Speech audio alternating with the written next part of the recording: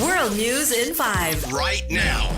News and developments making headlines around the world in 5 minutes. World News in 5. Here on Radyo Pilipinas World Service. Good day to all of our listeners here on Radyo Pilipinas World Service. This is World News in 5 and I'm your host, Steph Vicente. Ukrainian President Volodymyr Zelensky says more than 200 repair teams are racing to restore electricity in Kiev after deadly Russian attacks hit the country's energy facilities.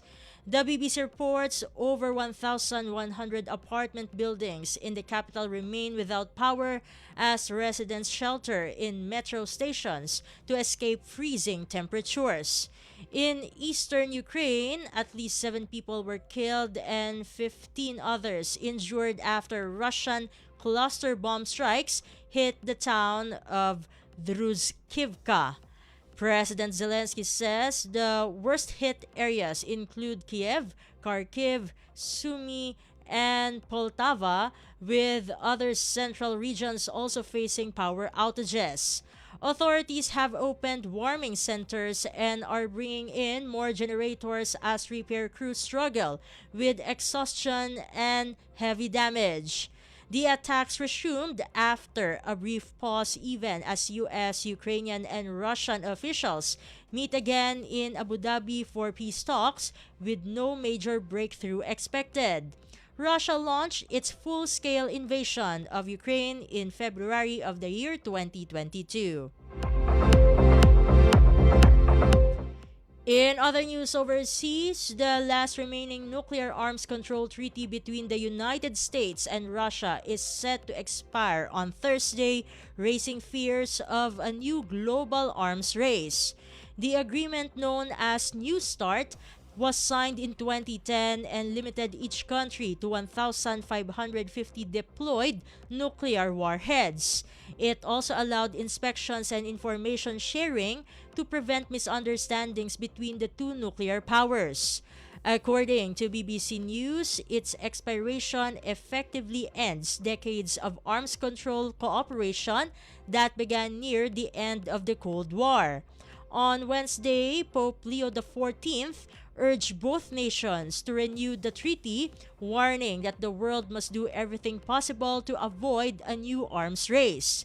Although Russia suspended its participation 3 years ago amid the Ukraine war, both sides were still believed to be following the limits.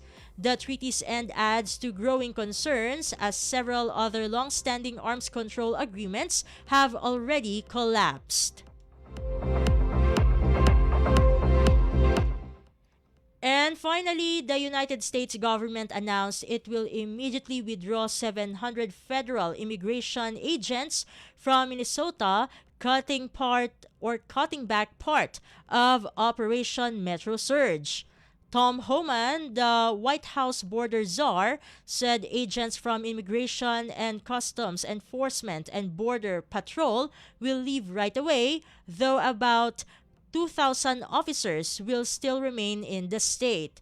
The operation has been highly controversial, with 2 U.S. citizens being killed by federal agents, which sparked protests and legal challenges. Local leaders have pushed for a full end to the surge. Homan described the drawdown as a success and said it's linked to increased cooperation with state and local officials. He also said the government is working to give all officers body-worn cameras. Despite the reduction, critics say the federal presence is still too large and want the operation to end entirely. And that concludes today's edition of World News in 5. For Radyo Pilipinas World Service, this has been Steph Vicente. Good day and stay safe, everyone.